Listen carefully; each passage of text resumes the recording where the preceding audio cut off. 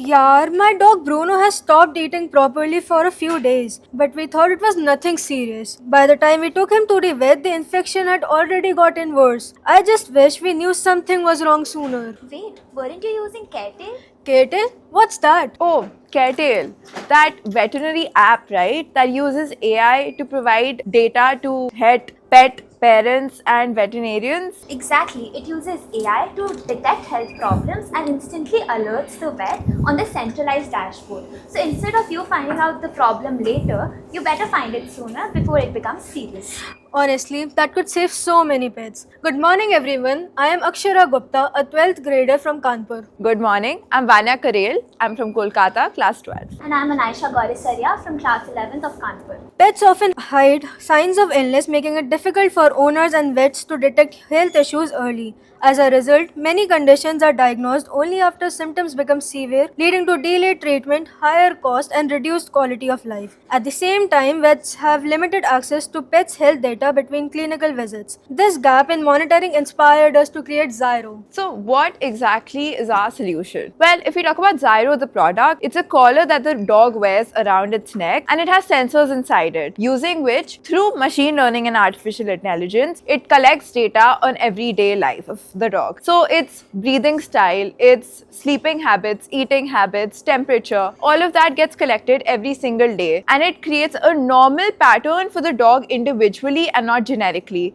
So, whenever something's wrong with the dog, it sends you an alert. This is the band and we'll be showing you our website where everything is there. So you must be asking, if this is for the pet and the pet owner, what is the vet doing? Well, vets also need this data because sometimes when pets are sick, you go and tell them that, oh, my dog is feeling this way, but that's not accurate, right? Because you don't know what he's actually feeling or not. So the data that's proven actually work helps the vet actually understand, and not just of that day, but the prolonged week before, so that they can actually understand what's going on. This is our website. So we collect data from the band, it gets synced to the AI analysis in our website, and it creates a dashboard. For vets, there are several pets and all of their data is shown. It's basically a monetary system, right? And for the pet parent, it's a code login where you can see only the data of your pet. We'll just show you. So as you can see, this is the prototype of our website. Now, for example, you're a vet and you want to analyze the clinical overview. So you open the vet dashboard, click on it, and there you can see the overview of all your patients, the clinical overview. Okay, so the dashboard has all the names of your dogs, the ones you have been treating. Here shows the risk scores if they require any immediate attention. You can further go deep in their reports. For example, here is a dog named Coco. Here you will be getting all the risk assessments and the latest vitals and if any action plans required.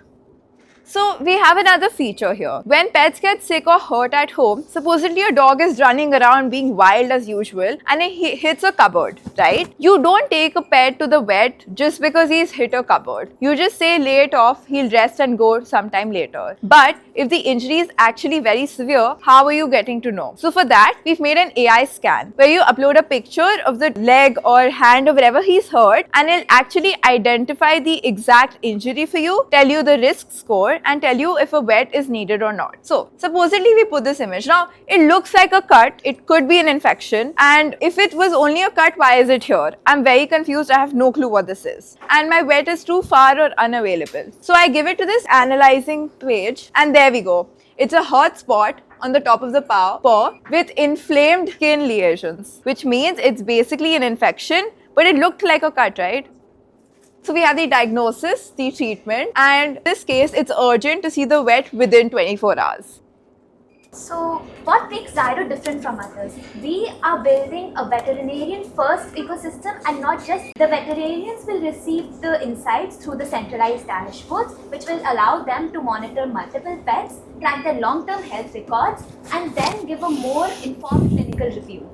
So how exactly are we using machine learning in our prototype? Well, we're using it in two ways. The first way is our injury detection. So we fed a lot of different kinds of injury images to machine learning code we were using. Images like burns, infections, flea infections, different kinds of things. Over 100,000 images of different injuries stating their precautions and what symptoms they might have. Through that, every day a new pet is getting injured and putting it in the system. The more the machine learns, the more accurately it can tell you what injury it is. Secondly, we are collecting the pet's data every day. Its sleeping habits, eating habits, body temperature. So my dog is very lazy, it doesn't want to run. But the neighbor's dog is very fast and wants to run. So my dog's heartbeat is going to be comparatively lesser than that dog's. And if it suddenly rises, it's a high on my part. But if you see the neighbor's dog, the heart rate's normal, right? So this is the exactly kind of the problem we are trying to aim for, because data is very narrowed down and particular to every pet. So by using machine learning and collecting their data every day, their normal can be someone else's abnormal, which is exactly what we want to identify.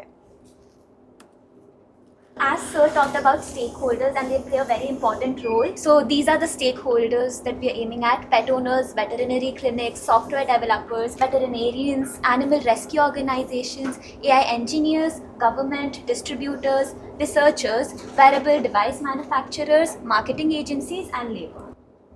Thank you. So the next time you wonder if your pet is sick or not, you'll actually get to verify. Thank you. Question is that you have shown that if somebody is in you can take a picture, or somebody, you may not see a cut, right? You may see deformation of the bone, but we don't know whether that deformation was not there before. Is there any way to document the chronological documentation of the parts of the body so that you can always compare back to it?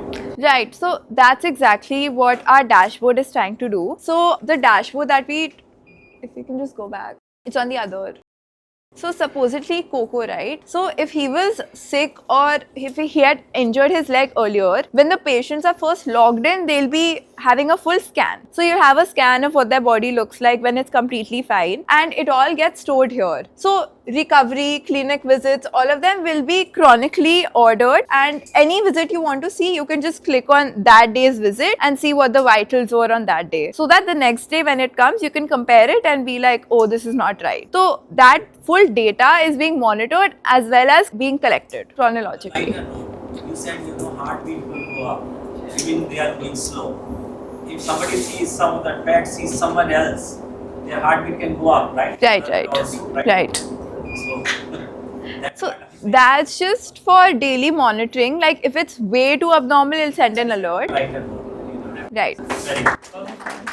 Thank you. The question is that how will we detect the internal injuries? Internal injuries, this is mainly for things like small deformations or skin infections or small little cuts, things that are visible or noticeable but not too much for the fact that they would think that, oh, I need to immediately go see a vet. For internal injuries, the tracker is there if it's very severe, but if it's small, then there's no way to detect it for now. So the sprain or the minor fractures cannot be detected. Minor fractures, no, not really. Thank you so much. Thank you.